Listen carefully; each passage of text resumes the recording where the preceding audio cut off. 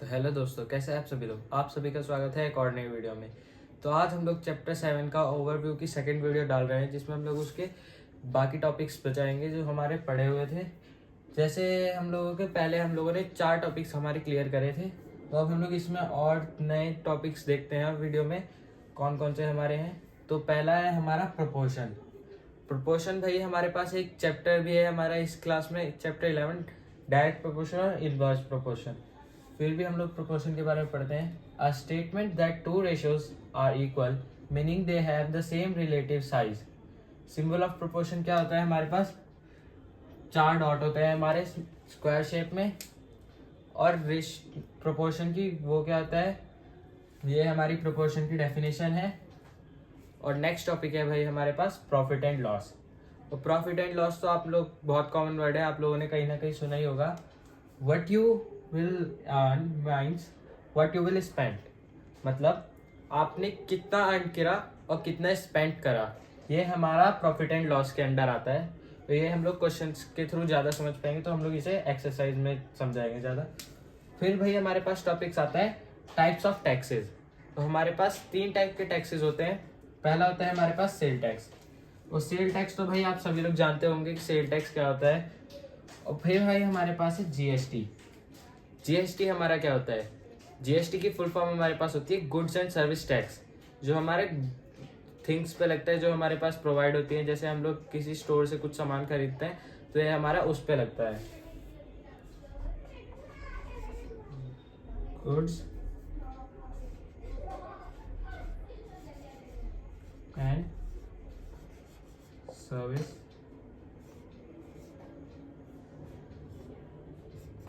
Tax, ये हमारी GST होती है। फिर हमारे पास है इसमें थर्ड टाइप वैट। वैट की फुल फॉर्म हमारे पास होती है वैल्यू एडेड टैक्स। तो इसे हम लोग क्वेश्चनों में ज़्यादा समझ पाएंगे, तो हम लोग इसके भी क्वेश्चन सॉल्व करेंगे। हमारे पास 2-3 क्वेश्चन है इसके भी, वैल्यू एडेड टैक्स। तो अब हम लोग इसमें पढ़ते हैं नेक्स्ट टॉपिक। तो दोस्तों इसमें हमारे पास नेक्स्ट 2 टॉपिक बचे हैं, हम लोग वो क्लियर करते हैं। पहला है उसमें से हमारे पास सिंपल इंटरेस्ट। तो ये सब तो आप लोगों ने पहले ही क्लास 7 में पढ़ा होगा सिंपल इंटरेस्ट के बारे में। तो सिंपल इंटरेस्ट होता क्या है, जो हमारे पास जैसे हमारा 2 साल के लिए इंटरेस्ट लग रहा है। जैसे हमारा पहला है साल का इंटरेस्ट है हमारा 10%। जो हम लोगों ने 1000 रुपीज़ लोन लिया, उसमें हमारे पास 10% वो लगेगा इंटरेस्ट। तो 10% कितना होता है 1000 का, 100। तो 100 हमारे पास प्लस हो जाएगा, तो अमाउंट हमारे पास क्या आ जाएगा 11,000। तो फिर हमारे पास कितना आएगा, हमारे पास आ जाएगा यहाँ पे सेकेंड ईयर का इंटरेस्ट कितना आएगा। सेकेंड ईयर में भी हम लोग 1100 में प्लस करेंगे 10% और 1100 में, तो आ जाएगा हमारे पास यहाँ से 1200। वो सिंपल इंटरेस्ट में हमारे पास इंटरेस्ट सेम लगता है और सेम प्रिंसिपल पे लगता है। तो भाई हमारे नेक्स्ट टॉपिक है कंपाउंड इंटरेस्ट। जैसे कि हम लोगों ने सिंपल इंटरेस्ट में पढ़ा सेम प्रिंसिपल पे लगता है, वैसे ही यहाँ कंपाउंड इंटरेस्ट है। जैसे पहले साल का इंटरेस्ट है हमारे पास 1 लाख रुपीज़ में 10%। तो 10% कितना है हमारे पास 10,000।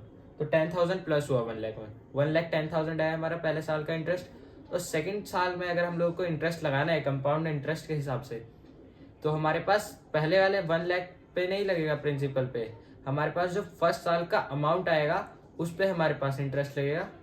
और इंटरेस्ट लग के वो हमारे पास कितना हो जाएगा, वो हमारे पास 1,10,000 का वो इंटरेस्ट लगेगा 10%, तो वो आ जाएगा हमारे पास 11,000। तो 1,21,000 हमें देना पड़ेगा कंपाउंड इंटरेस्ट के हिसाब से। तो दोस्तों यही हमारे पास वो होता है। तो अब हम लोग इसमें देखते हैं नेक्स्ट क्वेश्चंस हमारे पास कौन कौन से हैं, तो वो हम लोग एक्सरसाइज में सॉल्व करेंगे। जल्दी ही मिलते हैं एक और नई वीडियो में, तब तक के लिए बने रहिए हमारे चैनल पर। हम लोग इसकी एक्सरसाइज की वीडियो नेक्स्ट सॉल्व करेंगे, तब तक के लिए धन्यवाद।